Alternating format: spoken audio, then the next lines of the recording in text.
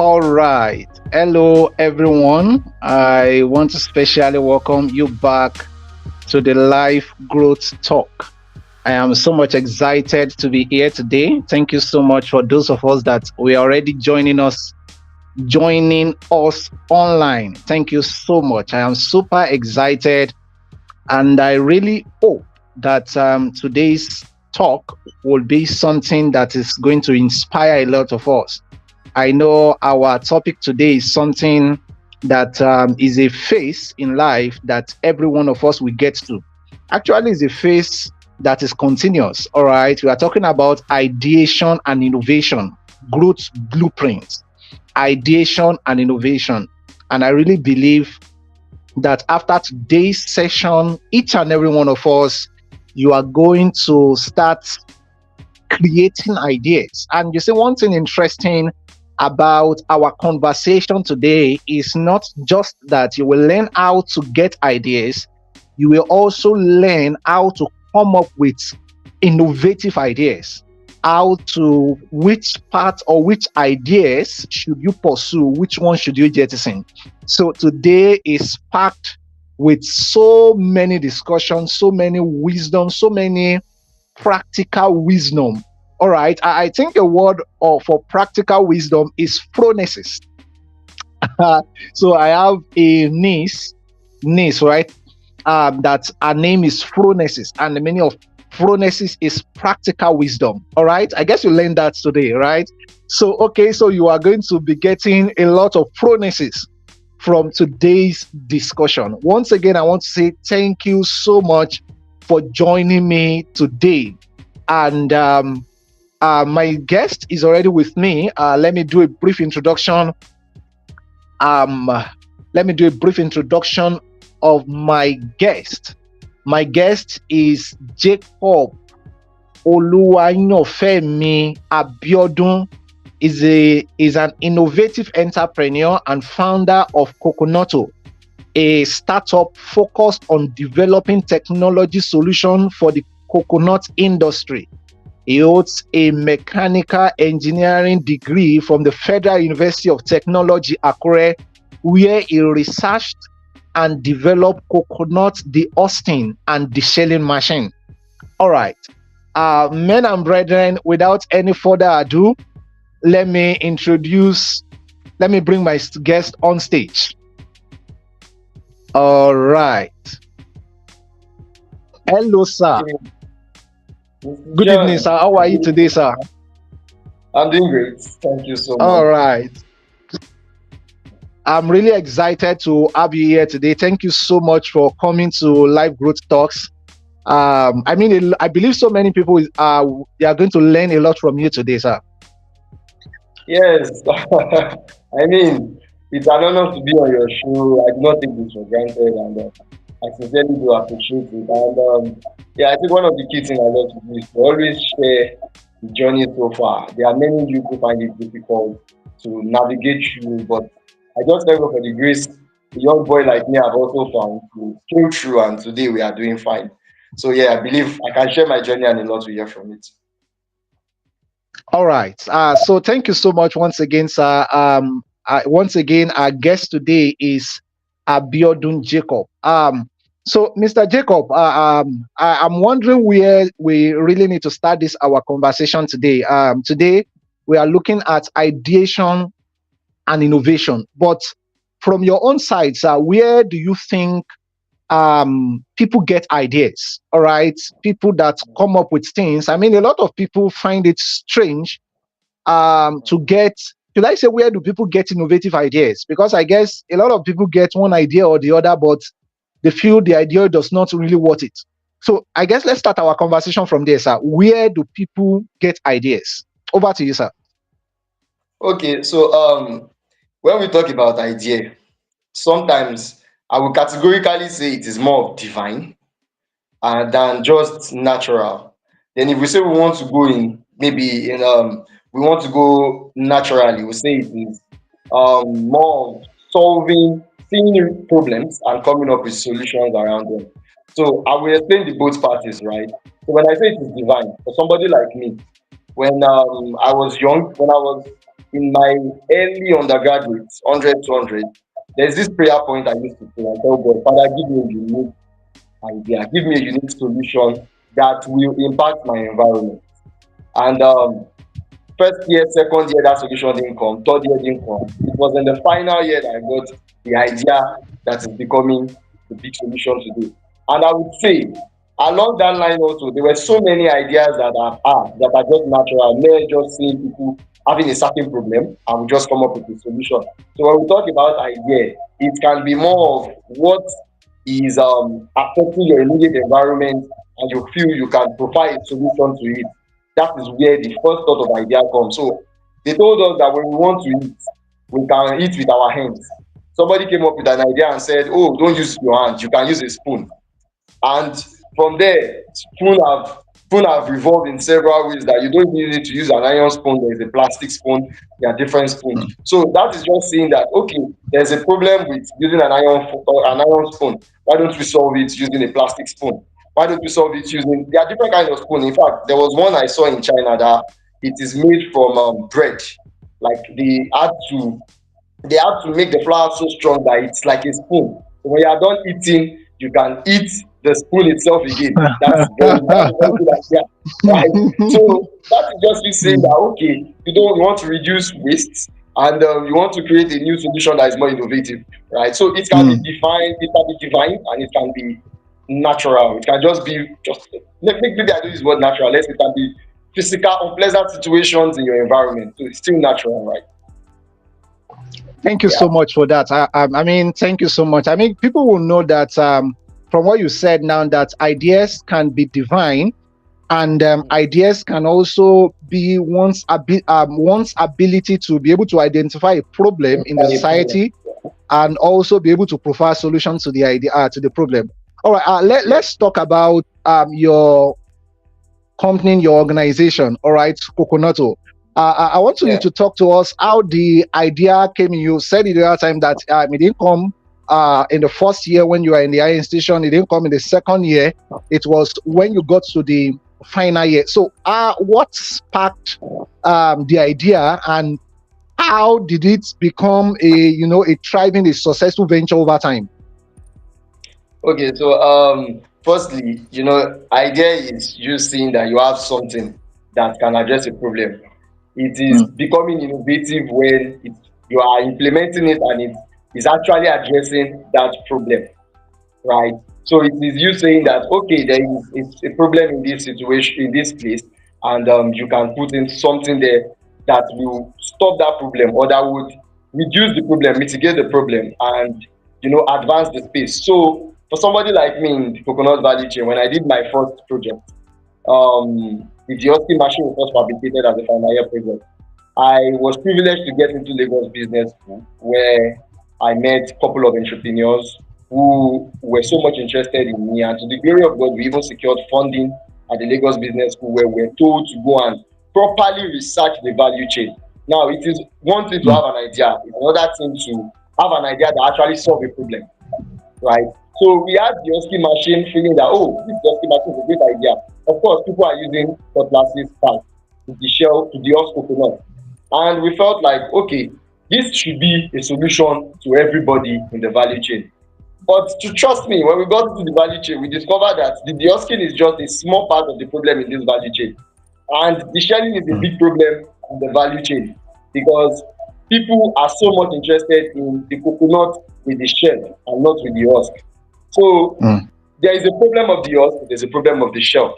So we got there, we spoke to a couple of farmers, they told us what they wanted. We spoke to processors, they told us what they wanted, and we discovered that oh, if you bring a deosking machine, it's not even addressing the problem the way it should be addressed. So why don't you provide a deshelling machine, right? So don't forget, I had an idea for deosking, but seeing mm, that the value chain had one problem that is even severe than the deosking, we had to provide a deshelling machine. And to the glory of God, the deshelling machine happened to be the outbreaking solution, right? And it is we seeing that there is a problem. It's not like the deosking is not a problem, oh, but at that moment, the big problem was accessibility to a proper deshelling machine and even a larger market. So the hustling is mm, just a title, it's just a way. So you can have an idea until you get to the market and see mm, the problem yourself. You cannot say it is innovative, or you cannot say you mm. have a business, because you can have an idea and put it forward, nobody will buy, nobody would even be Sure. interested in it, and even there might Mm, even be a better means that you don't know about. So there are quite a lot of stuff that you look through when you say you have an idea that is innovative. What is the competition saying? Is there a market for it? Okay, if there is a market for it, at this market, is the market ready for your immediate solution? So it's like saying you want mm, to put AI in my 12 market where they sell tomatoes, and you put AI there. Of course, who are the people that want to use the AI in my 12? You see the Hausas. But if you mm. have an AI that can communicate in the dialect that they understand, it's a beautiful thing. It would work. Right. But you just put an AI that everything you speak is English. Nobody needs it in my 12 market. So the same way it is, Mm, we have a diosity machine. Are they ready to buy it? Are they ready to work with it? And trust me, it took me months before I realized that even the deoskin machine, what we thought we provided as a solution, was a good solution, but the farmers don't want that solution. So mm, we have to still interact with the farmers to discover that they want something that address their problem, their need, and that is what makes it innovative.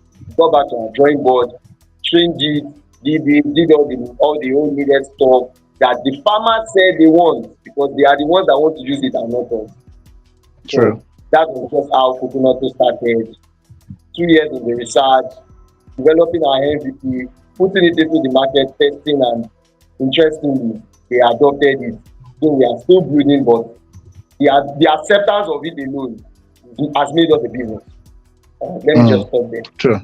Yeah, yeah, yeah. Thank you so much. I mean, I guess a lot of people would, especially for those that have an idea of something, they would know how to, enter the market. Basically, from what you said, to really prove whether their idea is actually meeting the or solving the intended problem. All right, just like what you mentioned, that you started with an idea, but by the time you enter the market, you talked, or you spoke with the people that want to use that particular product, and you discover that okay, the problem they have, your product cannot. They have a bigger problem, so you decided to innovate on that particular idea. But I want to still want us to talk more on ideas, sir. That Yes, sir. how do you identify which idea is worth pursuing? All right. I mean, this idea of Dioskin now came in 500 level, but I guess that maybe that's not the first idea that you know that came to mind. All right. All right. So how do you identify which idea is worth pursuing, or what are the criterias that differentiate or distinguish good ideas from bad ideas, or ideas that worth pursuing and those that does not worth pursuing? Hmm. So thank you so much for that question. Just like I used to say, I would say there is no bad idea. Trust me, there's no bad idea, because if you have an idea that maybe might not scale here in Nigeria, you could get to Ghana, you could get to Kenya, and it will scale. In fact, if Mm, it does not even scale in mm, Africa, you could get to China and it will scale. But the truth of the matter is, in every idea that you have, wherever you want to implement it, is there a market for it? If I mm, have an idea and I say I want to solve this problem, is there somebody ready to pay 100 naira or 5 naira? In fact, what am I saying? Nigeria is over 200 million people, right? mm. So let's 200 Yeah. million. And in that 200 million, can I get at least 100 people who will be interested in that idea? That is the first question, right? And in doing that, it is not just by just doing normal hypothesis or just sitting somewhere. It is by asking questions. So Mm, there is something we're taught at Lagos Business School, and many of the accelerator programs that I've attended. So I've been able to attend quite a number. I've been to Lagos Business School, I've been to Semicolon Africa, I've been to LA Business School, and I've been to Faith Foundation. And currently I'm in some new ones I would not like to mention now. So the truth of the matter is, in every of those programs, they teach us something called design thinking. And do you know what design thinking is? Is you are answering the 6 question, the 5 wife and 1 husband. I don't know if we are familiar with that. 5 wife, 1 husband. What, who, where, when, and how. Mm. You Wow. can Yeah. answer those questions. And those questions are not just you sitting down to just draft answers, but it is going to meet the people you are feeling like addressing, or the people you feel need this solution. Who are the Mm. people that need this solution? Where are they? What do Mm. they do? Why do they need this solution? Then the how question is, how do I get this solution to them? So they are not bad idea, but if you can address those questions, they could help you to tailor your idea to the niche you want to play, how the niche you want to play in, how to get to this niche, and even properly improve on your solution. Because there is no harm in piloting or Mm. in pivoting, sorry, there's no harm in pivoting. So I have an immediate idea and I feel that this idea can do well, but when I go to the market or I ask my question, did my survey, it's not like something they want, you can easily pivot and do something else, because from the feedback you get. And let me tell, I say something that for somebody to be innovative, is not just to run a business, it is to Mm. prefer solution that immediately addresses the needs of the people you are serving. So an idea can be good, can be so good that when you see it on paper, it will scale.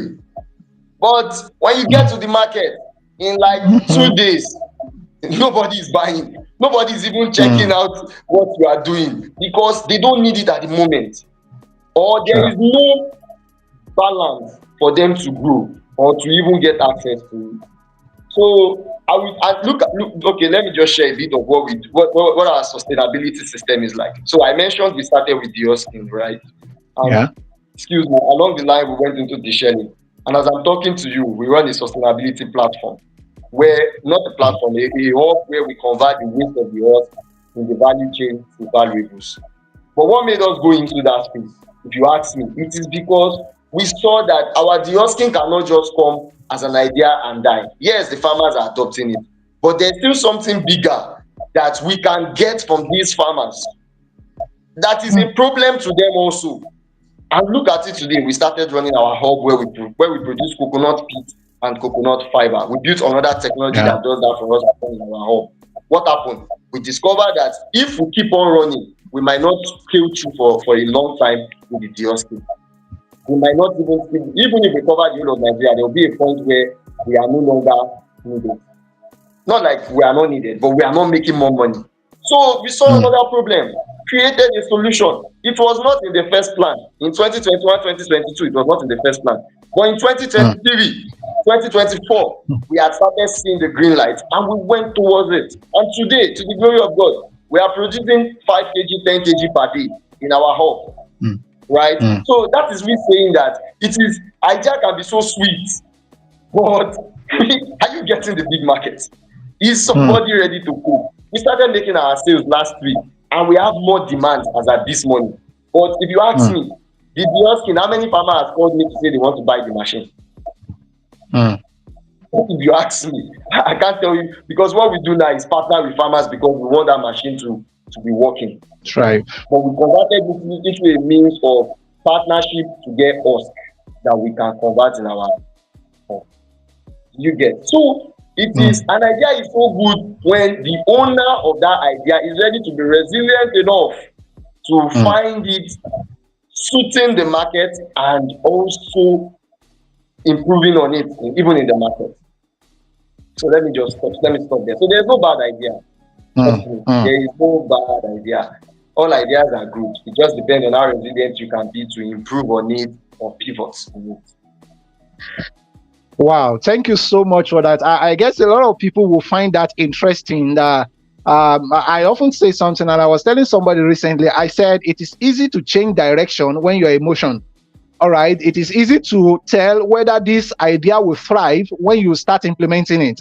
All right. If you do not implement it, you've not tested it to the market, you won't be able to tell, right, that, okay, this is what I need to pursue, or I need to change to this particular thing based on the market demand. So thank you so much for that. I want us to, maybe from your own personal experience now, what are there challenges in the early stage of ideas? All right, it's even maybe even putting it on paper. All right, and if there are challenges, what are those common challenges? And personally, how have you been able to, solve or mitigated such challenge? Over to you, sir. Uh, so there is no business that does not have a challenge. From the day you start saying you want to convert your idea to a business, the challenge start coming. And that's the truth. No, but there is no, I don't think there is any big company in the world that will tell you, even till date, as big as Elon Musk is still having challenges. But True. I mentioned, I used the word resilience when I was talking the other time. And that is the truth. Patience and resilience. But yeah, when I was starting up, um, the goal was so clear, or the vision was so clear, because I think I had prayed about it.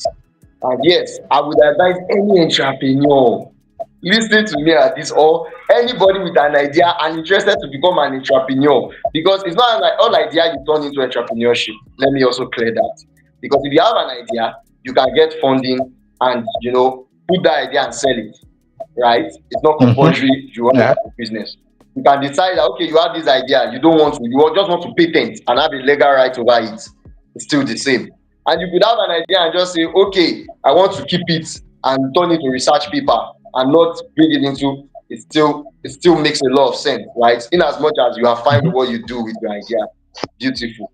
But if you want to be in the space where I play with as an entrepreneur, it is to tell you that if you have an idea, and yes, we have ideas, innovative ideas that come in softwares and in hardware. So me, I come in the space of hardware, right? I have software, Yeah. but then at this point we are still building. So, well, currently what has gone into market now is our hardware solution.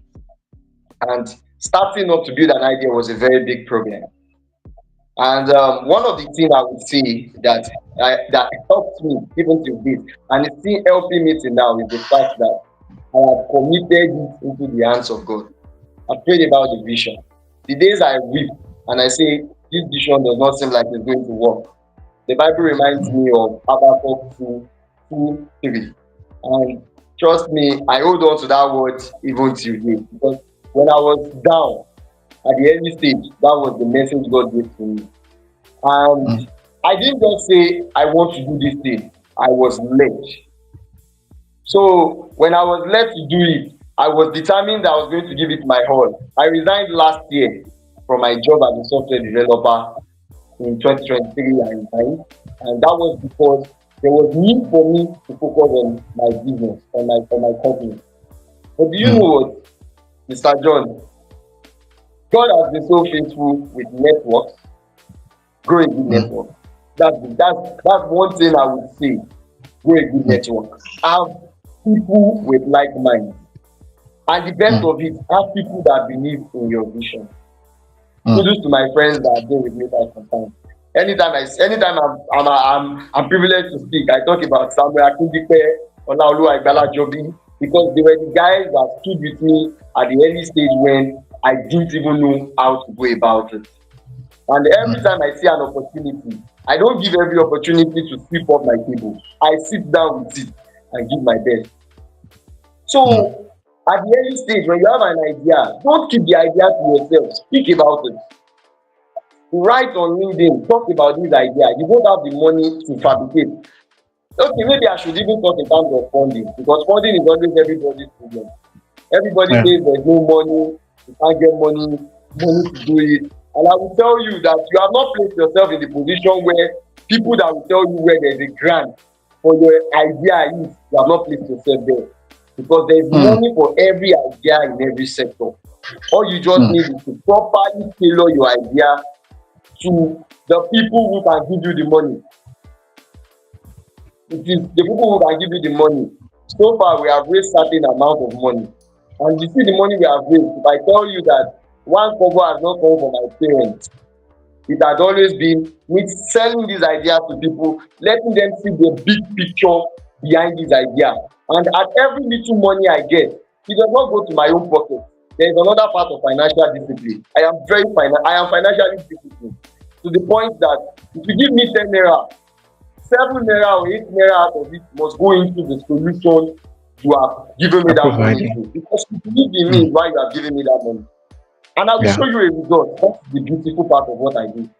I won't collect 100 naira from you and come back tomorrow to tell you to give me 50 naira that I have not done that thing you gave me 100 naira for. I will do it, and if there's a change I will tell you I have a change, and this is what that change has gone into. So I don't give you, it's just like the story of the 10 talents that the Bible mentioned. If we are so clear with it, we will discover that the guy that had the one Mm. talent went back and said, Master, he insulted the master. Me, that one Mm. talent must become 2 talents or 3 talents, because I am ready to face it to the end. And that is believing in the vision God has given to me. Mm. So for everybody, funding is a problem. Position yourself in the places where they are funding. Do a very good pitch deck. If you check my LinkedIn, the day I started in 2021, the first speech I wrote that secured me my first money to do my first BSK machine. Check my LinkedIn, you will see it. Check my Mm. Facebook, you will see it. And the second opportunity that I got my second funding, check my Facebook, you will see it. What it achieved, I still speak about it. And when Mm. I'm still talking about the progressive part of it, I still reference to the journey where it started from. And why am I doing Mm. all that? Because I want to keep getting more networks that can help my journey at every phases that I go. So get a good network is the first thing. LinkedIn is so beautiful. Twitter is beautiful. Instagram is beautiful. They talk about it. Let people see that you are solving a problem. Then give room for Mm. opportunity. They say there's $100 million opportunity, 100 million grant opportunity, because you don't have an MVP. You feel you can apply. Apply. I will keep Mm. saying it. Apply. You see 5 million, because they say this is there that are doing next year, you don't have XYZ in your idea. Try and apply. Let them know you. Let Mm. them see you. VC for Africa didn't pick me at the early stage of what I was doing. They didn't pick me. But why? Why they pick me? Because they didn't see a need. But moving forward, VC for Africa gave me 2 different opportunities in their daily news mail that today, to the Mm. glory of God, I am a beneficiary of. Orange Corners, Mm. they picked me at the first stage of they didn't pick me last year. But this year, I will, no, they didn't pick me 2 years ago. But last year, God did it. They picked me. It was still the same idea I gave to them in 2022 that I gave again in Mm. 2023. And what happened? I was picked. So when I talk Mm. about you have an idea, once you are sure that God has said there's a vision, He has a big picture for you in it, please, there's no harm in trying.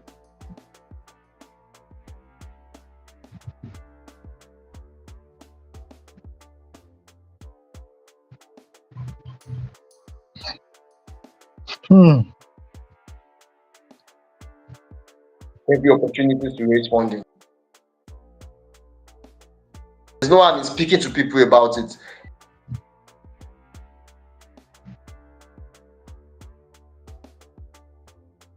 It does not cost you 10 naira what it costs.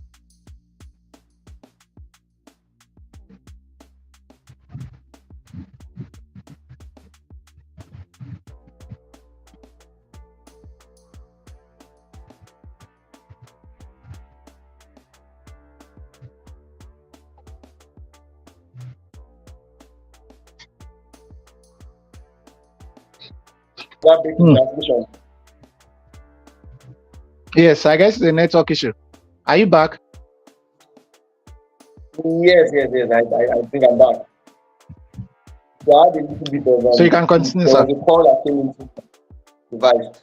All right. Oh, okay. So basically, I said for every opportunity that you have, just give it a shot. It does not cost you 1 naira. What it costs you is data. So, Mm. and keep up with every network. LinkedIn is great. Keep up with every network that you have. Speak about your ideas. Tell people about it. Let them know your challenges and let them see how they can come through for you.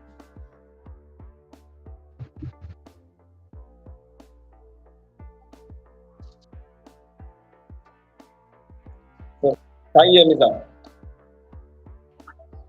Okay, yes, I can hear you now. Right. Awesome, awesome. Hello, can you hear me too? Yes, I'm with you. I can hear you clearly.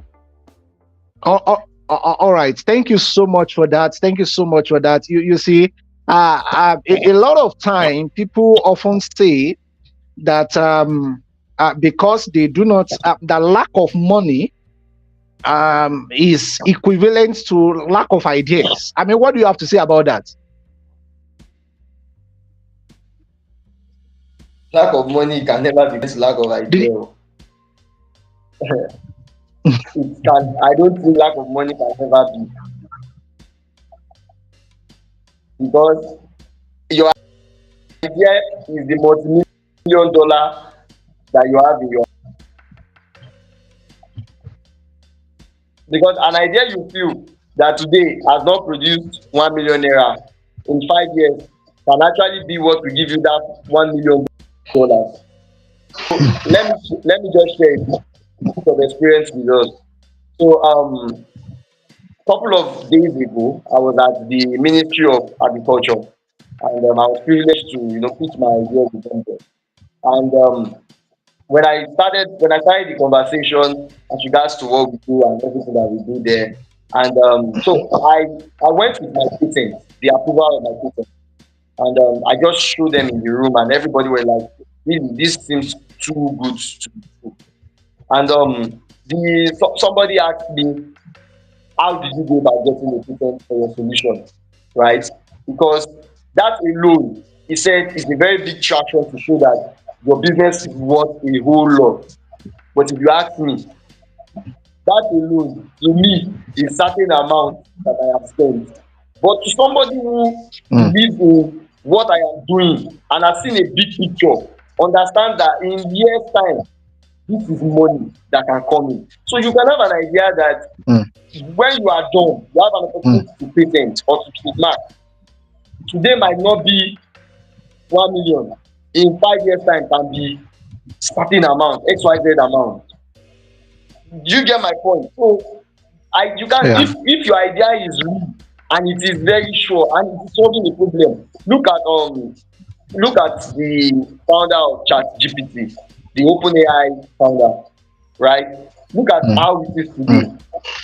Look at Twitter. mm, Okay, let's not even go far. Let's not go to the wide. Let's talk about Paystack, right? Those guys started mm, from somewhere. Of course, yeah. I was watching Tolu Lopez speak, and I was like, what is this guy talking about? Like the way he was pitching himself. But look at the guy today, right? Look Mm, at the guy today doing fine.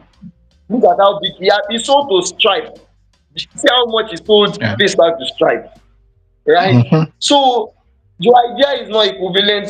In fact, the funding is just to help you drive that idea to that height it should get to. But in as much as you can get fund and start building the idea small small, I would advise you don't relent.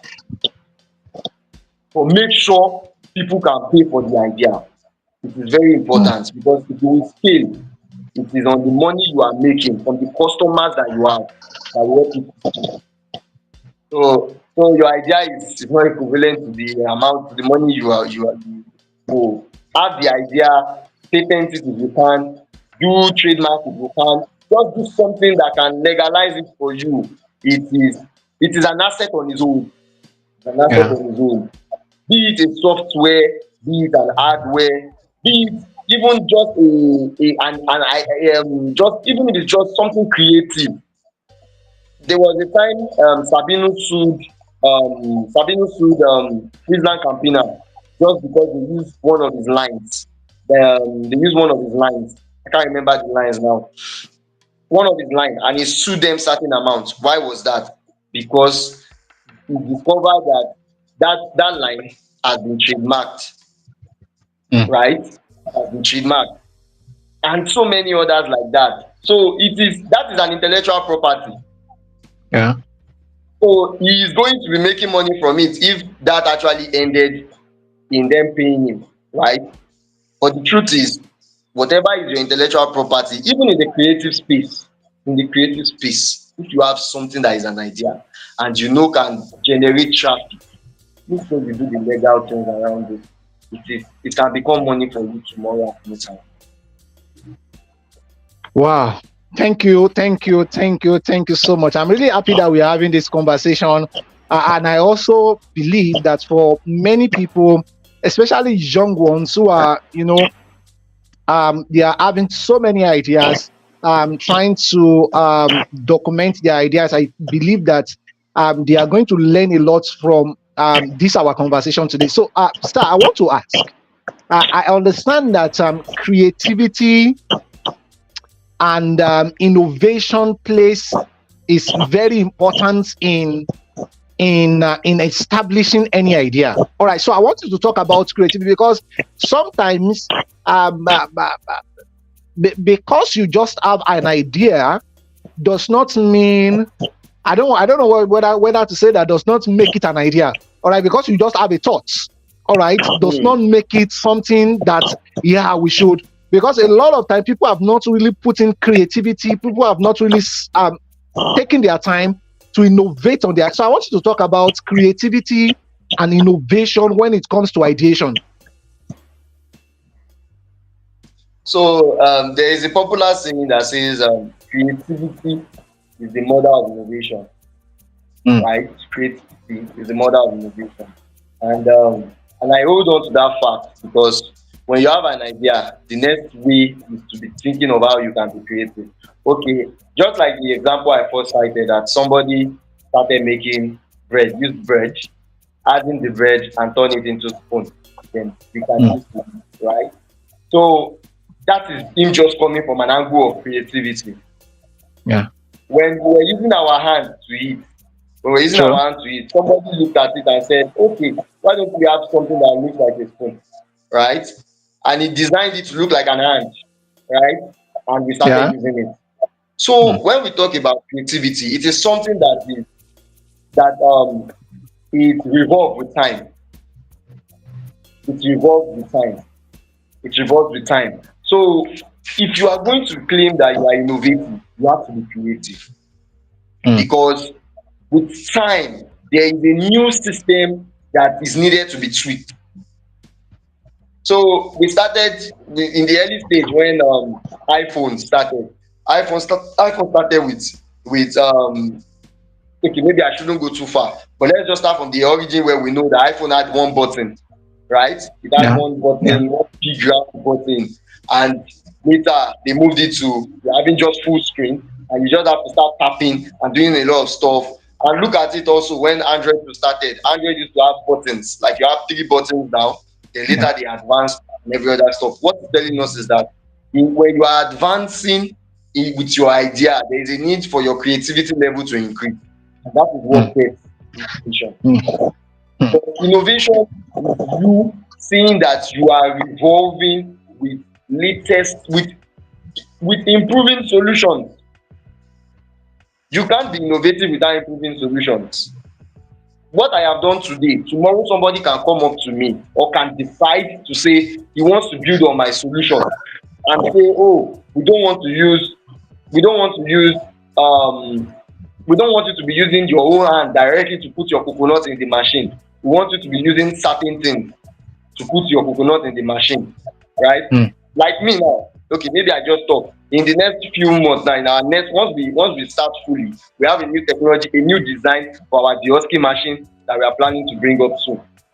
And in our hub that we are currently running, there is a new design that I and my team have currently worked on that in few years time, in few months, few years, in few weeks time, we will be developing.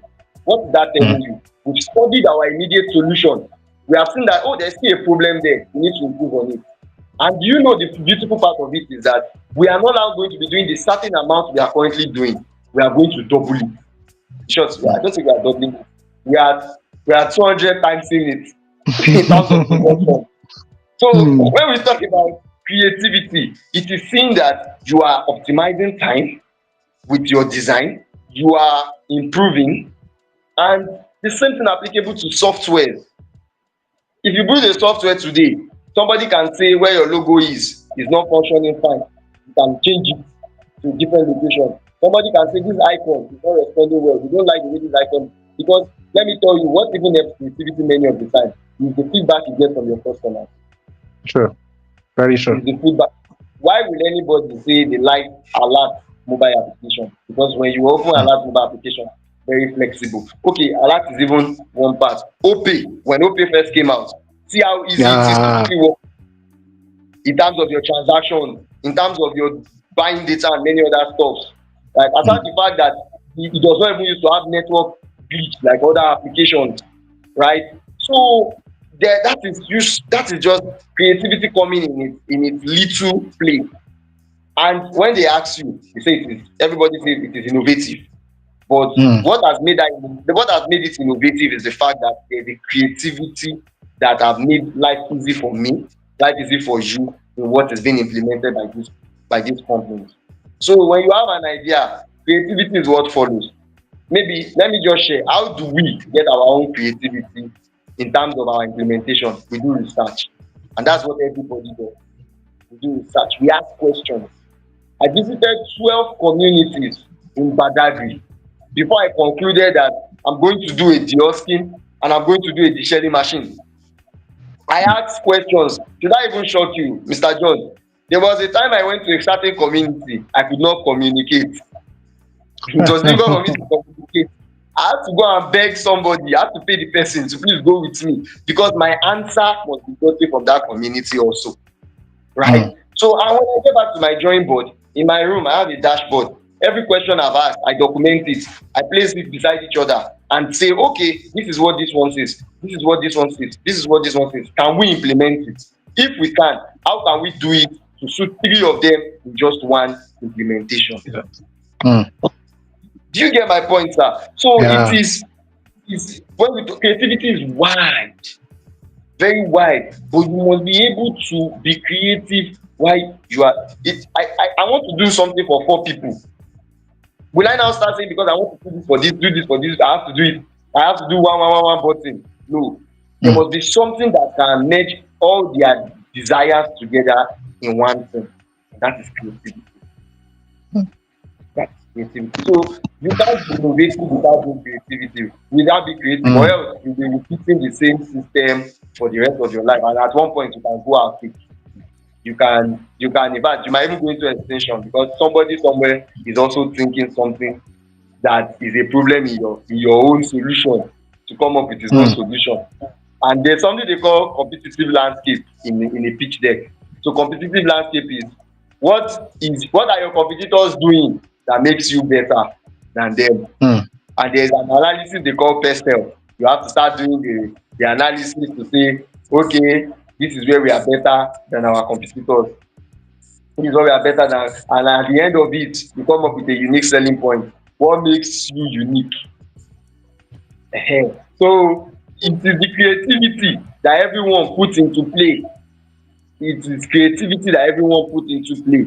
Why will I buy Motina and not buy Guinness malt, Malta Guinness?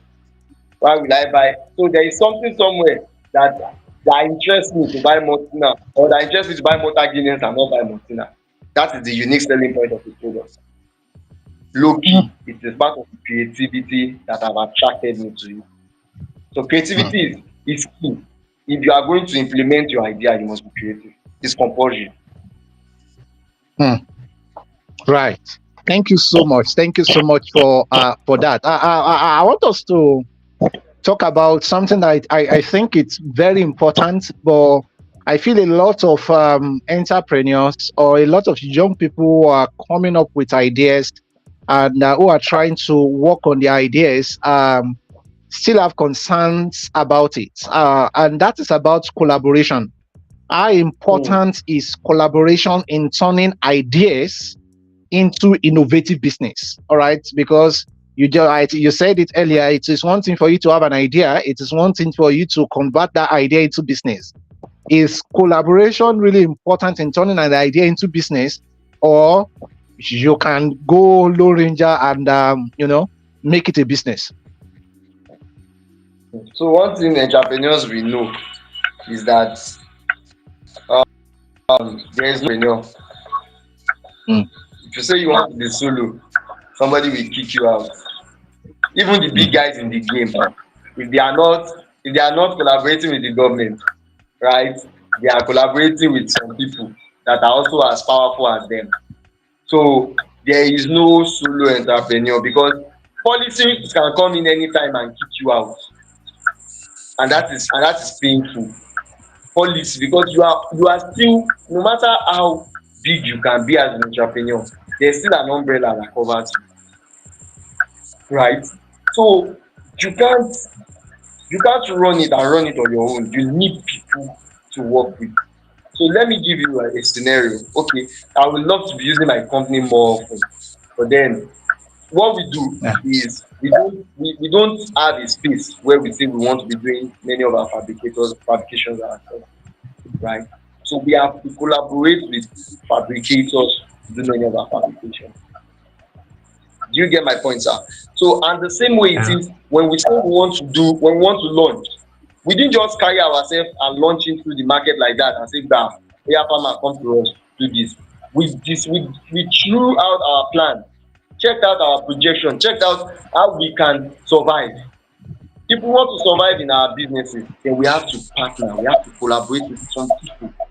And that was why it was important for me to meet with the farmers that are going to be doing our geoscape. It is important to go every day on my Instagram to communicate with processors to come and buy our machine, right? It is important for me to say, tell me, how do you want to buy from us? How do you think we can serve you better? Because we want to collaborate with them. It is important for me to say, we want to build a community where you guys can sell your product without stressing. It is important for me to keep saying, I want to know the distributors in the soilless farming space, because I want them to buy from me. I want them to be able to market my products for me. I want them to be able to provide a service and I will pay. So, especially in a country like Nigeria, I don't know how it is in abroad though, you cannot be a solo entrepreneur. You Mm. can always partner. But then, while you are partnering, please, it is important you are putting the legal things into consideration. Mm. Don't just partner and in the long run, go and partner with one big person that will swallow you, right? So, and it is also important that you also top your game. You top your game, because somebody you are partnering with tomorrow can say they want to go bigger and they want a better partner. Whereas you are somewhere, maybe you are the one helping them, but you have not even topping your own game yourself. Mm. So it is very important that when you are doing that also, you have strategic plans that can help you to scale and can also help you to. So partnership is, in fact, it is very important. You can't, in a country like Nigeria, Flutterwave, we partner with Wema Bank, we partner with Yeah. any other company. Mm. InterSwitch, we partner with them. Why? Because they need them. True. If they don't use them, they cannot make money, True. because they are tech, they are fintech, they are not banks. Flutterwave is not a bank, they Yeah. are fintech. So they provide Mm. solution that these banks will work with. That is why they have to partner. So if you telling the bank that bank will, this part of your transaction, don't bother yourself. We will cover it for you. So we are taking percentage on this and this, and that's how the business grows. So it's not there for Flutterwave to say, okay, we need more banks to adopt this. In as much as one bank can adopt it, then other banks too should be able to consider adopting it. True. And look for MSMEs also that are in that space to agree on such partnership. So you can't scale without collaborating, unless you just want to kill yourself, or maybe you are running, come and buy biscuit, come and buy sweet, sure, maybe those kind of collaboration, because even those collaborations sef, you still need primary school children to collaborate with. True. True. True. Yes Yeah. now, I told the pop Mm. up seller in my area one time, I told her, I said, do you know where your market is? This one you are just staying outside, your market is not there, your market is with those school gates, secondary Mm. school gate, where those children are Mm. coming in the morning by 5 a.m. Their parents are not your target o, the children are your target. And you just see one of them carry and say, our papa be sweet, come and buy sweet pawpaw. Once they hear that one, they will disturb the buyer, which is the father or the mother. Ah, mommy, I want to buy pawpaw. I told her, I said, mm, because if you want to grow, you are not, you stay in the main road, yes, you will sell, but you will not sell as much as staying in the gate of some secondary school and some primary school. Even if there is true. competition there, look for private schools that have students that don't have them in front of their gate. Package it well and just tell them, we have sweet pawpaw here. Even if as you are doing the sweet pawpaw sef, you are doing something, you are even frying it there in their presence, they are perceiving the aroma. Nobody will enter the same gate Yeah, without branch. true. So you can't do without collaboration in a country like Nigeria if you really want to grow, else the policy will swipe you off. And even if policy Mm, cannot swipe you off, there's somebody bigger than you that can come up to kick you out anytime soon. Yeah, so wow. Thank you, sir. Thank you so much. I mean, our conversation today has been a very productive one, and I believe for those that are watching us now and that will be watching us later, we really have something to rewatch again and again, and see how they can sit down with. I think what we've discussed today is something that someone can sit down, take his or her pen and book, and write down. All right. I think we walk through a process whereby somebody can actually table down his or her idea and see how to convert it into business. So thank you so much, sir. I think what my last question to you before we go to the other session we have in this talk is what would be your advice? What advice would you give to anybody struggling to turn their ideas into tangible products? All right, especially when it look as though there is maybe there is no, for example, maybe there is no precedence to that idea. Maybe it's like a new. Of course, maybe there's maybe like Solomon said that there is nothing new under the heaven. But maybe that person has done his research and it looks as though this idea is maybe new in this particular community. How can and it is difficult to penetrate the market, that people are not, it doesn't look like people wants to buy this idea, it doesn't look like people wants to pay for this idea, but they really need this idea. All right, so how do people move from idea into tangible products or service? Over to you, sir. okay, another great question. Thank you so much for that also. So first things first, I always advise, start with having a mentor you can speak to. And when I talk Mm, about mentors, I'm not talking about having a mentor, a random mentor. Have a mentor who is in that space that you want to play. Like have a mentor in that space you want to play. Okay. And secondly is know the niche you want to play into. So those two response I just gave, I will explain why. Now, when I wanted to get on board, when I wanted to start, I didn't know anybody in Badagry. I'm not from Badagry. But what I did was to contact, just get one person to connect me to somebody in Badagry. And that one person that connected me to that one person in Badagry was the whole change of the game. Because that one person invited me down to Badagry. And all I needed to do was just to tell the person, "Sir, tell me, how do they do things in this place?" So every advice he gives to me, I plan for those advice and implement those advice. mm, He's an adult, he's a baba. He knows the space more than I do. And mm, there is another younger person that is working in their market, that every time I want to get to Badagry, I will call him and ask him questions. He will tell me, "Oh, Egbon, this is how they do it, or this is what they are doing." I pen it down and I do according to the advice he gives to me.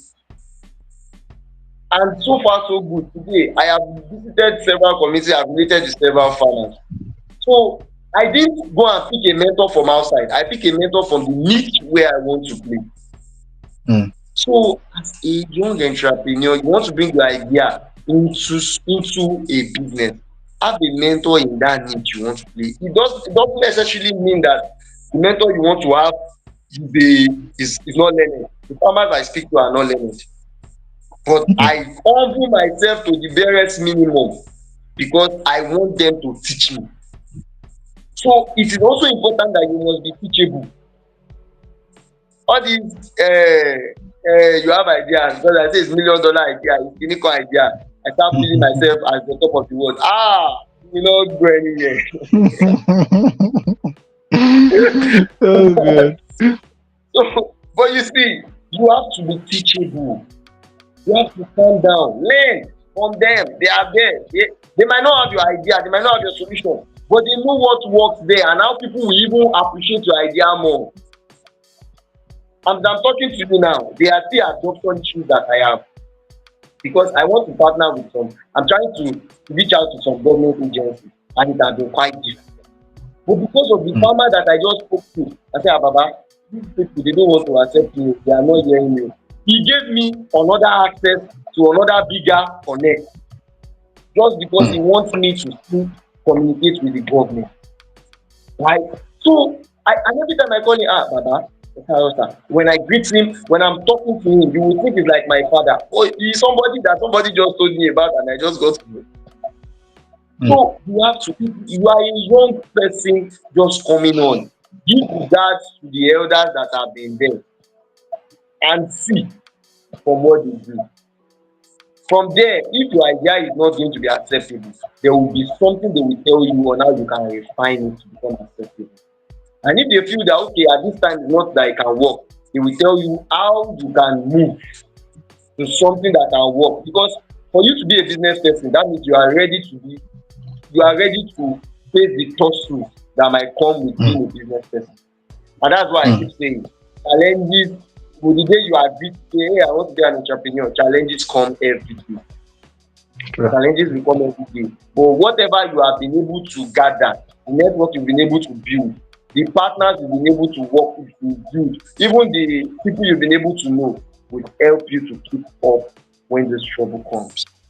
So as a mentor in those cases, have I mentioned so know the niche you want to play in, right? Because many times all of us say, hey, I can cover the whole of Nigeria. I don't think Not I've the ever word. told an Mm, I don't think I've ever told an investor that, or I don't think I've ever mentioned an investor that I want to cover the whole of Nigeria, not even South, even the whole of Lagos. What I tell them is we can grow starting from Badagry.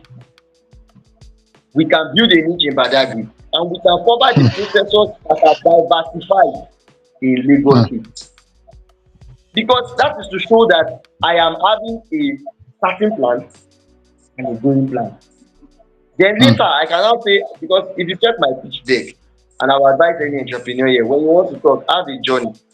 I have a roadmap, I yeah. have a milestone that I call a roadmap, and I labeled it Alpha Beta Ghana. It's a 5 year journey. And within that 5 years, when I'm talking, I won't tell you I will do too much, but I'm trying to cover a certain margin. Why that margin is in my roadmap, I tell you how we want to go to attain that margin. So it is very easy and simplified. Rather than saying I can have 1 million people in within a year in this Nigeria, there are competitors, there are people that don't even want you to go. So Mm, you need to just be able to break yourself down to a niche. Even if your idea can cover the whole of the country, break yourself down to a niche and grow. Along the line, you will meet people sef that will be interested in you and tell you better ways and better ways you can do. Shebi when we started, we wanted to be doing service with our sharing. It was a mm, pitch I went for. There's a guy called Shen, he's a British guy. He was at the pitch. He was the one that told me, go and look beyond servicing for my machine and look at sales. Then I got a mm, mentor. I spoke to one of my mentors. The man argued it with me and said, are you serious at all? I think the man was the first person to tell me that what you are saying, you don't know what you are saying when it comes to service. You say you want to service. You want to service. Do you know how much you make when you service? He say mm, think about sales. If Nigeria is not even helping you with the fabrication well, why don't you import it in? And I say, sir, no, we want to do this. Until I got to that pitch and the guy told me I can't raise money with service that I'm saying because the profit margin is very small. mm, And sir, today I'm telling you, I'm not doing service again. I'm doing sales mm, because mm, there's somebody somewhere that has helped me to see a bigger picture than what I see today. And do you know the sweetest part of it? Every processor I speak to, they tell me they can buy, they want to buy, they want to buy. The only challenge is They want to know how it works. Yes, if you have a unique solution, adoption can be very slow. And yes, Yeah. there's that challenge of adoption. Adoption is Yeah. adoption is slow. I am one of the people facing it even at the moment. But do you know what I have been doing? Every time I post myself on Instagram, on LinkedIn, I am trying to make you see what my solution does, how we do it. If you check my status every time, I have so many professors that view my status. Every day I'm trying to make them see what we do, how we do. I still had a chat yesterday and she was like, "Are you sure you don't import this machine?" I had to show her another video that showed me where I am using the machine, right? So there is adoption problem, and that's why we at Coconoto, we are so much interested in doing a pilot testing where every of our machine will be open, we will use it openly. Thank God we have patented it. Before we were scared, but now God has helped us, we patented. So we do an open view, and we are also looking at how we can bring in television stations to record when our machines are working, Process. Mm. right? So everybody can see what Coconoto's machines can do and what it is currently doing. And with that, I am very sure that we would have in fact, we are even inviting stakeholders sef to come and watch. And we are sure people will even call us for more. And from there, we might even get more investors and maybe possibly even people that are interested in improving on the machine. Because I say something, I am open to improvement. Yes, I Mm. came up with the idea. Yes, I implemented it. I did the fabrication. But I can't be the one to make it bigger than what it is at the moment. There's Sure. somebody somewhere that has a bigger vision and is ready to share it with me. So I'm open. Come to me, tell me this is what you feel we can add to it, and I'm ready to let us try it out in as much as we have the money for the R&D. So it is not just an idea for me or Coconoto alone. Coconoto is for everyone, and Coconoto is for everybody to solve problem in the coconut value chain. So yeah, if you adoption can be a challenge, but there are strategies around it. When you start, have mentors, speak to people, play with your niche, grow from the Mm. niche, and before you know it, the sky is not just your limit. Wow. Thank you so much, sir. Thank you. Thank you. Thank you. Wow. This is very valuable, and I believe entrepreneurs, business person, whether people into sales, service, whatsoever, they will definitely have something to really pick from today's conversation. Once again, our guest for today is Abiodun Jacob. He is the founder of Coconoto. All right. I'm really excited to have him here. Thank you so much, sir, for being here. Just before we end today's session, we've come to the end of the interview session, right? So, but just before we come to the end of today's session, sir, I want you to, I know we've used Coconoto as a case study in this conversation, but I want you to just maybe briefly just tell us more about Coconoto, what you do there, what it's all about, so that people have been hearing Coconoto, Coconoto, Coconoto, and they're wondering, what is it? Are we eating coconut? Are we sharing coconut in this event? So that we know what it is. Then we move to the last session before we call it a day. Over to you, sir. All right, so thank you so much, sir. Yeah, coconut. Yeah, so we are not just eating coconut. So yeah, it is coconut. Coconut. All right. So yeah, it is Coconoto, and the O is it is a spelling without we just O as the vowel sound. No U. So Coconoto. No U, just O as the only vowel sound. Right. And basically what we do at Coconoto is we are an agri-tech company. We provide solution of technology, accessibility and sustainability in the coconut value chain. And when we talk about technology, we are talking about the two means of de-husking, de-shelling coconuts with our proprietary solution, our proprietary technology and de-shelling machines that can help farmers, de-husking that can help farmers to do a minimum of 500 to 900. So if you are a farmer and you have a farm, we can partner with you, install one of our machines there to help you remove the husk of your coconut. And yeah, we also gather these husk. We buy these husk, and sometimes we get these husk to convert into value. So that's where our sustainability comes in. To convert the earth into peat and the fiber that can be sold to farmers. So basically, we are a company that runs technology, accessibility, and growth. So when we talk about the accessibility, if you are a processor in this value chain and you find it difficult to access a larger market, with our web platform, our digital web platform, you can place your product there and reach a wider market. For now, we are still growing the community. We want to get our sustainability fully on ground and our technology fully on ground. Then, oh, sorry, I didn't mention the de-shelling. So we have a de-shelling technology, two-phase de-shelling technology that can do a minimum of 240 to 480 coconuts per hour. At the Austin, 500 to 900 coconut per hour. Our shelling, we call it a sheller, and do 240 to 480 coconuts per hour, removing the shell. And the water is secure, so it's not breaking. And this one we sell to processors. So if you are making coconut oil, coconut milk, you need our deshelling machine, our sheller, to help you remove the shell. And you also have more money because the water is not a waste, and the water is very healthy, it's needed. So you are having access to a very good machine that can relieve you the stress the good way of. And also, yeah, we also have in the pipeline the shells of coconut. We have, yeah, an eco-friendly solution that we are going to be coming up with soon. When we start, you will see on our web platform. You can check us out on Coconoto, on LinkedIn, Instagram. So when we start that, you will get to see what we do with the shells and the product we produce with the shells. So it's an eco-friendly solution. Everything here locally built, we are not importing. So even the distilling we sell to processors, we don't import. We locally fabricated here in our hub. And yeah, so the us, if you are in soilless, contact us. We have cocoa pit, affordable cocoa pit. This is not imported cocoa pit. It is tested and trusted. We have cocoa pits that can help you in your soilless farm. You are growing mushroom, contact us for your cocoa pit. Then fiber, if you are an innovator in the space, we have fiber for you to use.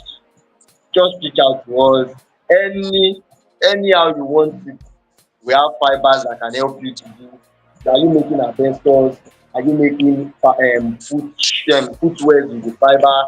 Whatever you are doing, we have fibers for you. And if you want to keep doing, if you really want to test, you can also reach out to us and supply, because we are so much interested in people providing jobs. We are so much interested in people providing more jobs. It doesn't have to be you working with us, but then you can partner with us to do more, to provide more job and employ more people.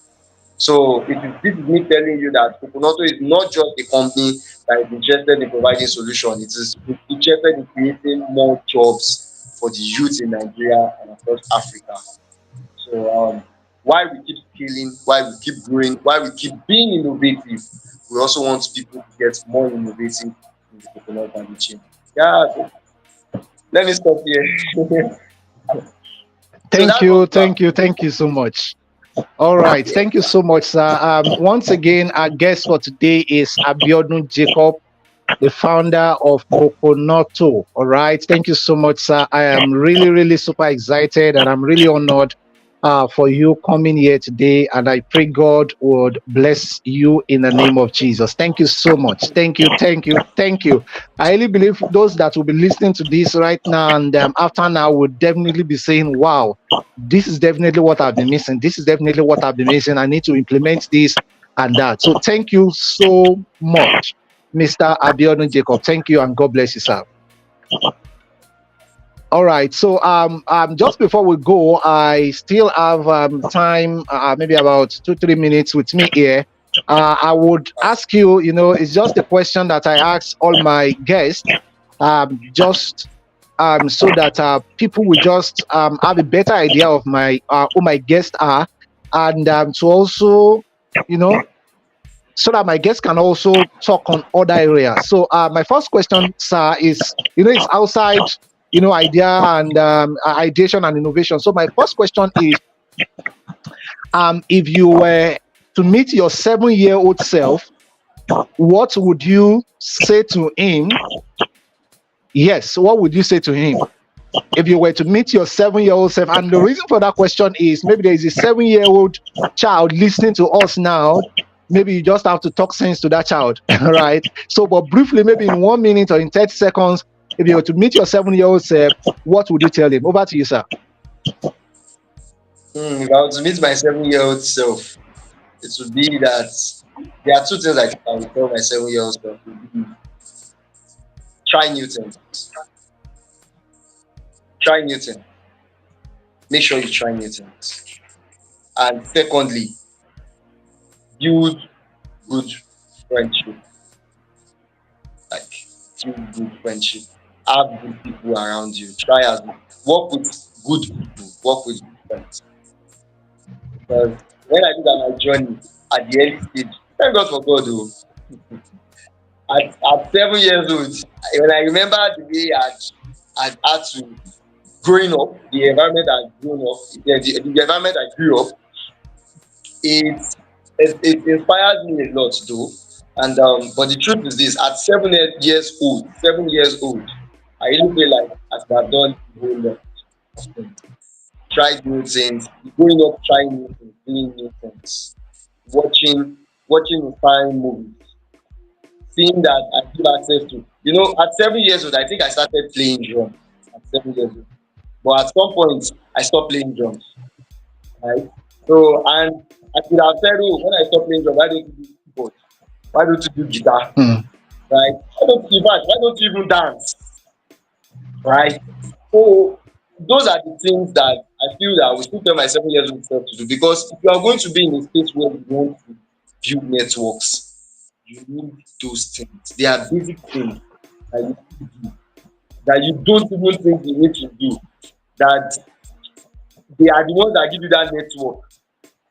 Imagine just sitting somewhere and just talking about sitting somewhere and just talking about football, and somebody just like, really, you have, and you just really, so you have this great man. I don't watch football before. I have to start engaging with football more, right? So, and dancing. Somebody just see you dancing and they're like, young man, I like the way you dance. What do you do? Right? Or maybe you are Hmm. just somewhere and you are just telling a Hmm. very nice joke. You said someone, just a young man. What you said is very funny. So you imagine at 7 years old, those are the time we grow those things. Or you just go to a church, you finish drumming, or you finish singing. Somebody say, this young man, I like what you did there. 7 years old, you start growing that thing like those things. Or it could even be that reading a book. So it is trying new things, I would have told myself. I'm very sure that before I am, if I try new things, at least 3, 4 of them will still be with me, now, even if I don't do everything, at least 3, 4 of Sure. them will still be with me for now. So it is trying new things. And the second one is be friendly with people, build relationships. And it starts from giving. Because you see, at 7 years old, some of us are taught to be akagan. We're taught, don't give. We don't know how to give. And you forget that giving is where friendship starts from. Somebody say borrow me your sharpener, you can't borrow the person. Or somebody say borrow me your pencil, you can't sacrifice it, right? Let me put I just tell us one of these things. There is a primary school friend of mine that we used to we always at loggerheads when we were in primary school, right? I think that time we were at 8 years old or 9 years old. And today he happens to be one of the guys that have helped me recently. Because when I needed Hmm. somewhere to stay in the island, he was the one that accommodated me. But then we used to quarrel. And when we quarrel, it's not like we quarrel and go and won't talk with each other the next day. We still talk with each other, but there's definitely no way we won't quarrel. You get my point? So it is Yeah. giving, it's so good friends. So I think that the things I will tell myself when myself. And yes, Right. and I'm sure that my Thank you so self will do much. better than I do. Right, right, right. Thank you, sir. Thank you so much for that response. Yeah.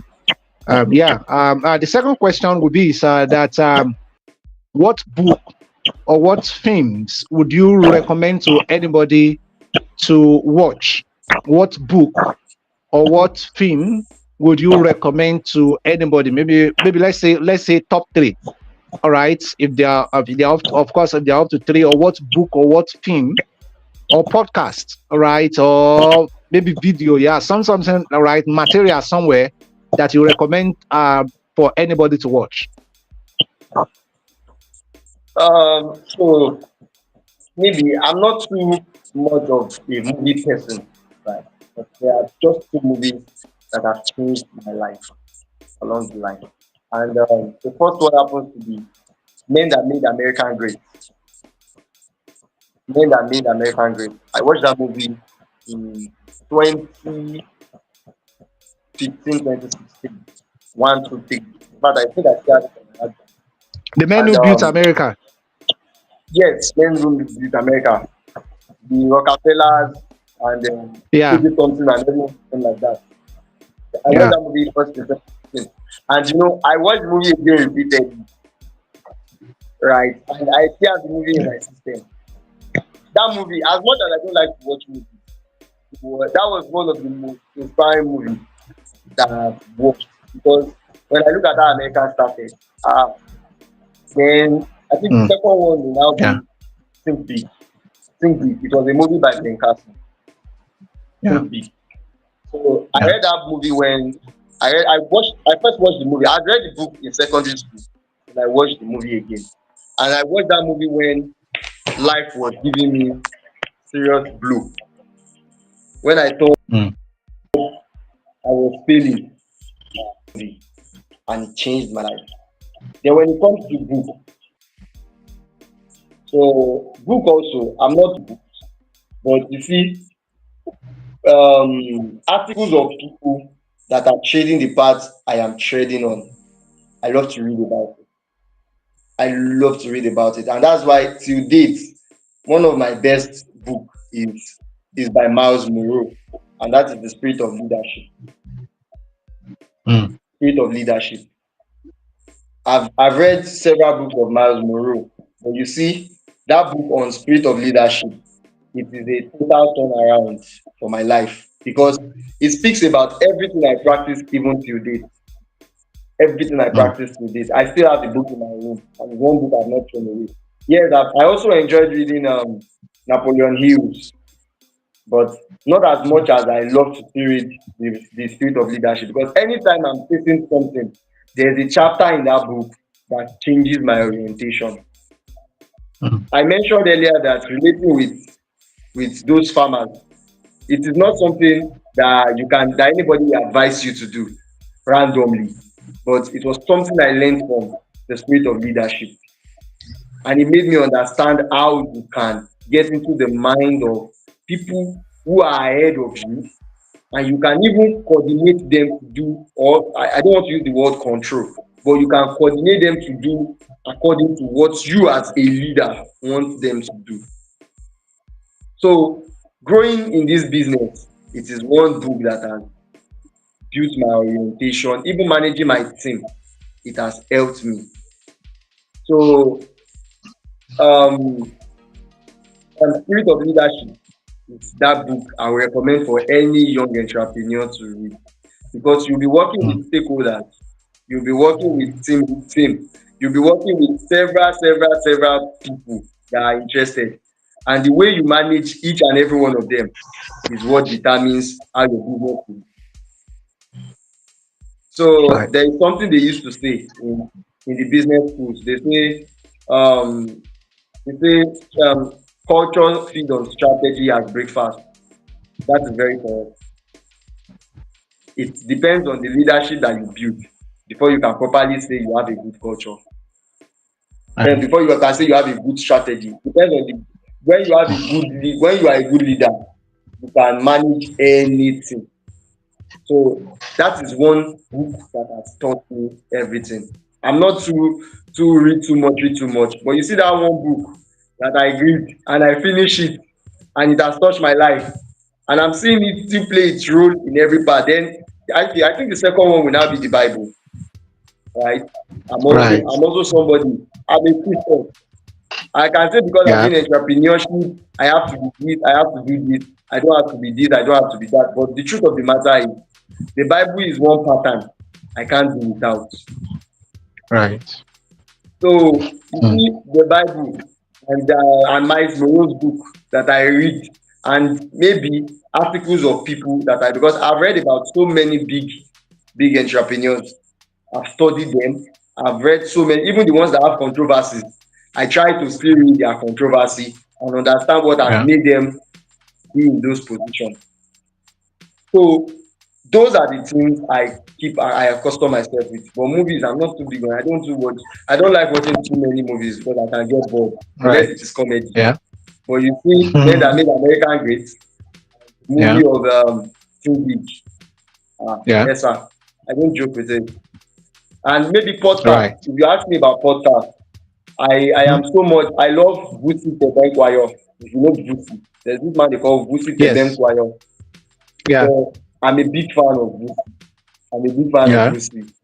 So many times, if you check my podcast, my Spotify podcast, it is Vusi I'm listening to most times because Right. Vusi is that guy that makes you think in the mindset of it makes you think in the mindset of an investor, Mm. right? It gives you that confidence on how to approach anyone as Yeah. regards to investment. There are a lot of them also that I listen to, but then Vusi is that great guy that personally for me, I always and I recommend him to anybody. If you really want to be a very good pitcher and you really want to be able to pitch your business, you want people to see the nitty gritty of your business. I think I would recommend you to listen to Vusi. Vusi Dembem Choir is really great at it. And yeah, so and many times I also take time. Young entrepreneurs that are doing fine, I listen to them, talk to them. The ones I can communicate with, I ask them. So that's just how Right. I've been living. Yeah. Right, right. Thank you so much. Yeah, I believe Vusi Temkai is someone everyone should actually listen to. I also listen to him. He's a South African Zulu man. I mean, Yeah, he's a very lovely communicator. I mean, anytime I come across his speech, whether on Facebook or anywhere, I must pay attention to it. I mean, he has a way, support. he catches his audience attention. All right. I just love him communicating. Yeah, that's very correct, sir. So the last question, Mr. Jacob, is going to be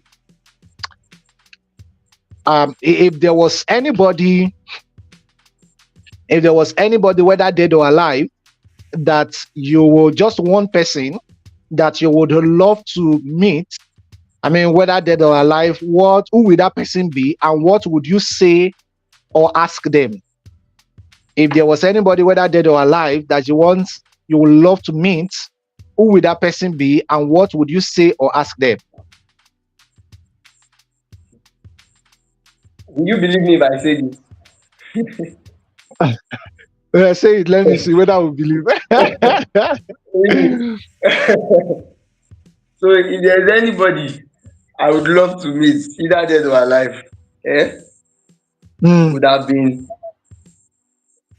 okay. So alive, maybe I have two people I would really have loved to meet, but the first one would have been David. David Right. Omogepe. David. Right, right. Interestingly, there was one It's, of my guests on this podcast also mentioned David. I think there's something interesting about David. Yeah. so you see, anytime I just read about the story of David, a lot. When you're an entrepreneur, you are taking a big risk, Hmm. and there is nothing as tough as you taking a risk that you don't even know what the outcome will be. You just take it. Hmm. And most times, because somebody tells you, or let me just say, because your spirit tells you, do it, just do it. I think David is that guy that I really Hmm. need to speak to when it comes to that. What would you ask him? And to just What would you ask him? ask, sir, sir, I said, what would you when ask you were David? going, sir, when you were going to face Goliath, What were you thinking? What did you eat? what, What did you eat? what, what was that? Oh What goodness. was that drink you took? No, because Oh so, goodness.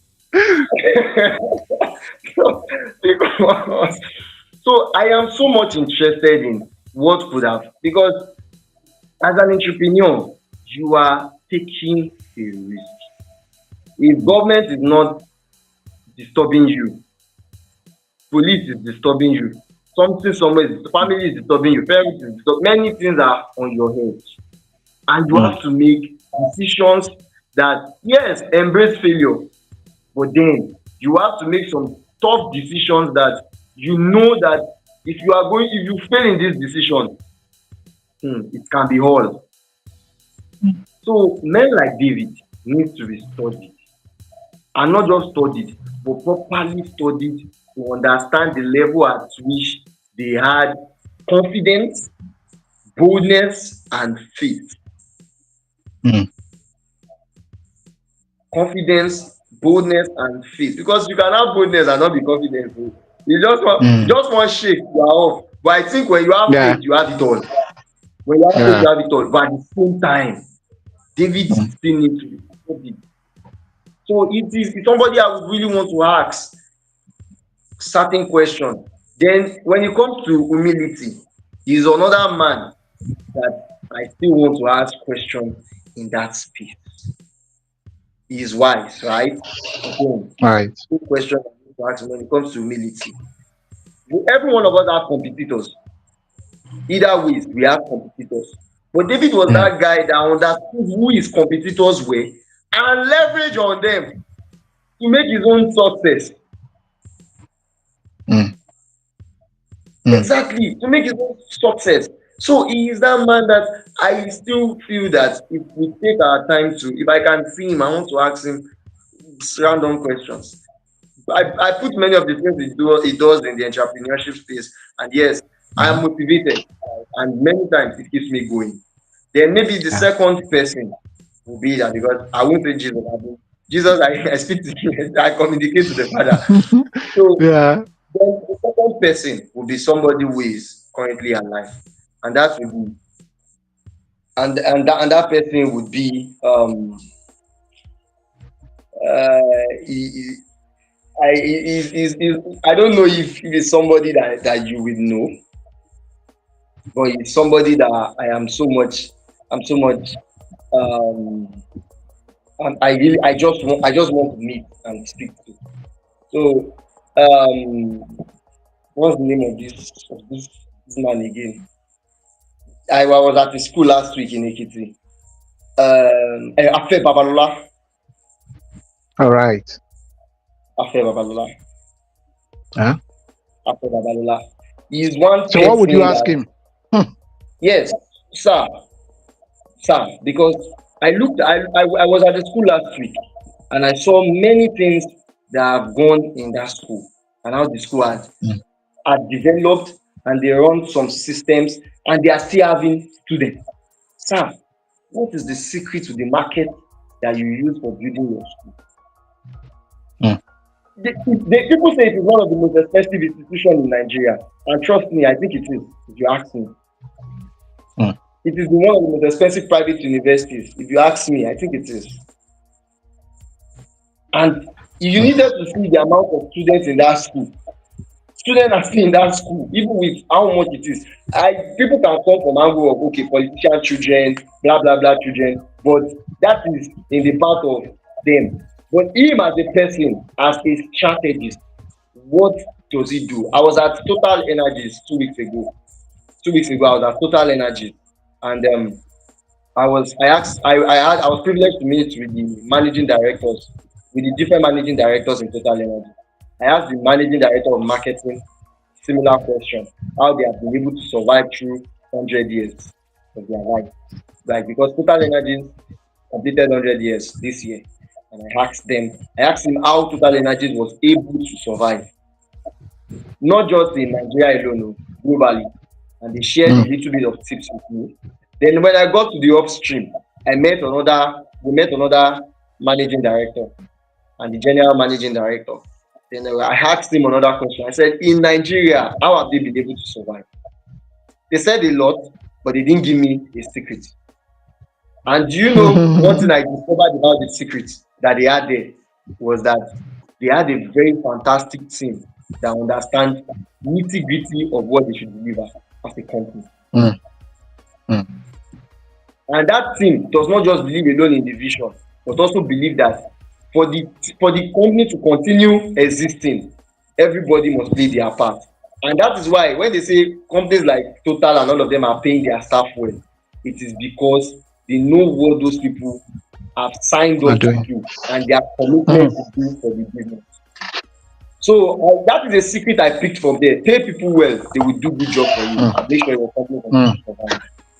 But for somebody like Abrad, I'm hearing quite some stories. But I want to ask him, sir, what do you do? I want to meet. After Babalola has some things that I would encourage people to go there and just go and see how the school is.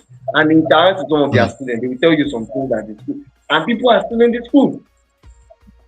There are people are still in the school. So I want to ask him, I'm interested in what he does in keeping that school going and scaling till this point, even with whatever they are paying as fee and every other stuff that they do. He's one entrepreneur. And do you know another beautiful thing about the school? Is everything they eat in the school is produced in the school. Mm, What you not see in any other institution. mm. Sir, where did you get that idea? Where did you get that secret? What drive you to do these things? Those things are irrational thinking. They are no longer rational. I know that if I mention Elon Musk, right? Elon Musk is somebody that everybody. But let's come to our own localization here in Nigeria. Nigeria is more Yeah, proper than America at the moment. So yeah. if I say Elon Musk, everybody will say, oh, but there is somebody here in this Nigeria that is doing something I am so much interested in. He is not Mm, importing, he is doing it locally. So mm. what is where did you get what made you to just say you want to build a school, everything they written in that school is produced in the school? How do you get these children to come into this school and understand? It's a market. How did you build that market? What is that secret? So I think I want to meet Afe Babalola. He's still alive. Maybe one day if I have chance I will see him and ask him for. Right. Thank you, thank you, thank you, thank you so much. I mean, we've had a very, very wonderful and productive conversation today. Okay. To our audience, thank you so much for joining us. For those of us still online and for those of us that would watch after now, I want to say a big thank you to every one of you. And to our guest, Mr. Abiodun Jacob, the CEO and the founder of Coconoto, thank you so much for joining us. Again, thank you so much. Lastly, Mr. Jacob, I would ask you to just give us a parting word. What would you tell someone briefly that is just joining in? Somebody is just chiming in right now. What would you tell that person as pertaining to ideation and innovation? Over to you, sir. Okay, what will I tell? Sorry, sir. Come over again. My network here Yeah, was I breaking said for some seconds. your parting words. With your parting word, what would your parting word be to somebody Oh, that is just coming in, joining us now? So, what will be your parting word to them, sir? yeah. So if they are in Nigeria, please keep thinking solution. Keep coming up with solution. Our schools have not helped us so well by understanding that we can actually provide job for ourselves. I thank Kuta with the EMC that they do, but at the same time, I still feel that there is more to giving us a mindset of providing job. Let's stop the habit of finalizing projects, doing final year projects, and just leaving it in the school. Let's see how we can take this project Mm, outside and build it in those places where those solutions can be implemented. That way we can produce jobs. So I think I will encourage youth now, and people that are just joining to please don't stop ideating. Come up with solutions, speak to people about it. If you are at a stage where you think you need funding, you've been pitching, you have not been getting it, connect with me. Let's talk about it. I used to give time. I give time. I used to have some time where I used to have some time. I give out time to people to have some chat with me, right? You just get on a call, you just talk for like 31 hours, I hear your solution, share my own thoughts. And at the same time, I also share opportunities with people. Say, for example, PNY, I encourage people to apply for PNY to go for tech. Only a you may be a shop. There are some training they used to give them. And Those trainings are quite helpful. Knowing how to build a sustainable business, proper implementation. Anybody who is just coming up here, I think you feel you are not getting it right in terms of how you are journeying. I'm also not getting it right at some point, but we can work minds together and see how we can do it. I agree. Don't stop ideating, don't give up. Nigeria needs you. If Nigeria will be great, it is built on young entrepreneurs like myself. China didn't become this great. China leverage on their locally produced materials. China leverage everything that each and every one of their citizens have to grow China the same way it is in America. So please, Nigeria need us now to keep innovating, to keep it, and just keep giving. See, Netherlands government are giving in a lot of funds. The British government, the European Union are giving in funds. Invest regularly to support. Don't always think software alone. Think hardware. Think fashion. There is somebody I so much cherish a lot whenever I check my Instagram and I just see her post. In fact, most times I'm like, how is this girl getting these creative thoughts? How is she doing it? But she's somebody I appreciate a lot because she's so innovative with her fashion thoughts.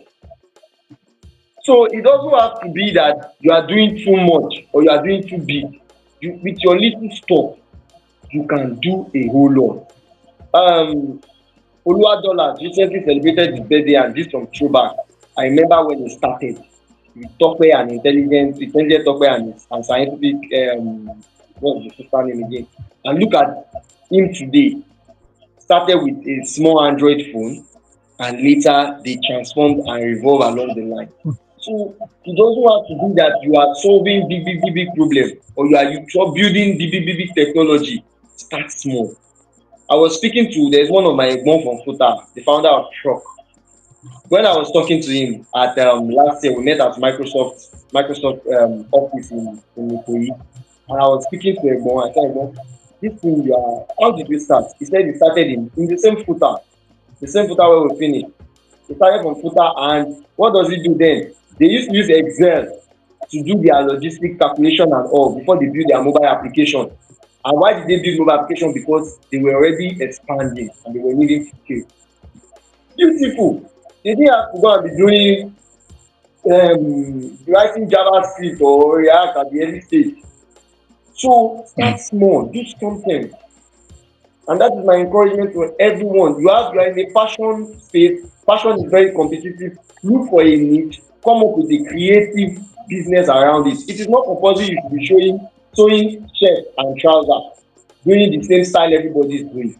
Look for something. Pray mm, about creativity. Pray about an idea around that space, and do something unique. And do something unique. Mr. John, I was at Techathon earlier this year, sir, and there's this woman. She runs Planet 3R, right? And when I was speaking with her, she had to tell me that what she does in Planet 3R is she will convert wow nylon, all her waste nylon, and use it to make bags. Use it to make she make bags. She make a whole lot of nice stuff with nylon of wow, sunlight, all those waste, all mm, those soap waste. yeah. Please, you Mm, can check her out. You see what I'm talking about. mm, And there is another person in this same Nigeria that go and carry our bottle and use it to do solar roof. Eco Circular is the guy's name. I was with mm, Egbon 2 weeks ago at Total Energy. Those guys are doing things that are creative. They are creating job mm, and they are being mm, sustainable. So you don't need to do too much. And there is somebody that I met in a pitch, and what she does is she just pick your scarf and convert it into some kind of headgear. What does she do with it? She will pick paper or cardboard, merge it together, convert it to headgear. Then pick Ankara, join it together with scarf material, use it to form shirt. Creativity. mm, mm. So you don't need to do what others are doing. All you just need to do is come up with something unique and do. Just look for something new and do. So that is how every one of us can make the Nigeria more sustainable and make Nigeria even more mm, beautiful. We don't need to be let's start exporting. Let's start exporting. And before you know it, you are not just making a solution for yourself for the country alone. You are also helping yourself to grow gradually. The money might not come immediately, but and yes, if money is the drive, you will just keep getting frustrated. But the truth of the matter is there is no entrepreneur that does not make money. But money is no entrepreneur's drive. So please, while you keep up doing it, grow networks, connect with me on LinkedIn, connect with me on Instagram, and I could share you with some opportunities that you yourself you would appreciate. So that's just my giveaway to anybody. And yeah, I've mentioned if you have a very good business, you're finding it difficult to raise funding, you need somebody to help you with your pitch deck, please, my DM on LinkedIn is open. We can talk over it. But not like I'm giving everybody the chance because most times I can be very busy. But then please give me a very good reason why you need me to come into support and trust me, I'm one call away. right.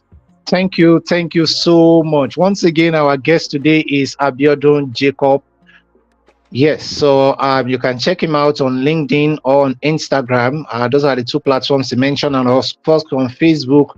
I mean, anywhere you just search Abiodun Jacob, I mean, you see his face there, right? But thank you so much, Yeah, just type Mr. it Abiodun Jacob. Thank you, sir.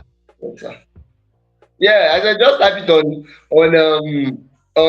Google. Abiodun Jacob Yeah, Coconoto. You enjoy the right. information. Aha, good. So please, Abiodun Jacob Coconoto, you see there. Thank you so much, sir. I mean, we've had a very wonderful and productive session together. Once again, our guest today is Mr. Abiodun Jacob. Thank you and God bless you. Another time, definitely, we are going to bring you again on this talk show, and we are going to have a very wonderful conversation together. God bless you. I'll see you another time, sir. God bless, sir. All right, sir. Thank you so much, Okay, sir. everyone, thank you so much for joining us. I'm really, Bye. really happy to have my guest today. I mean, our conversation today was very explosive, was Bye. inspiring, and I can't say thank you enough. Thank you so much. Thank you so much. Make sure somebody definitely around needs to hear what we discussed today. So share this. It's something, it's just a question and answer, right? And it will definitely answer several questions you have about ideation and innovation. So thank you once again, Mr. Biodun Jacob. Next week, again, we are going to have another session. It's going to be on personal and professional development. Personal and professional development. And you don't want to miss that. I'm also going to bring someone that the last time she was here, you people really love to hear her. All right. She's going to come again next week on Feelingly. So once again, I want to say thank you so much to every one of you. Thank you for joining me. And until next time that we see again, my name is Olafisoye Ige, and God bless you. Amen.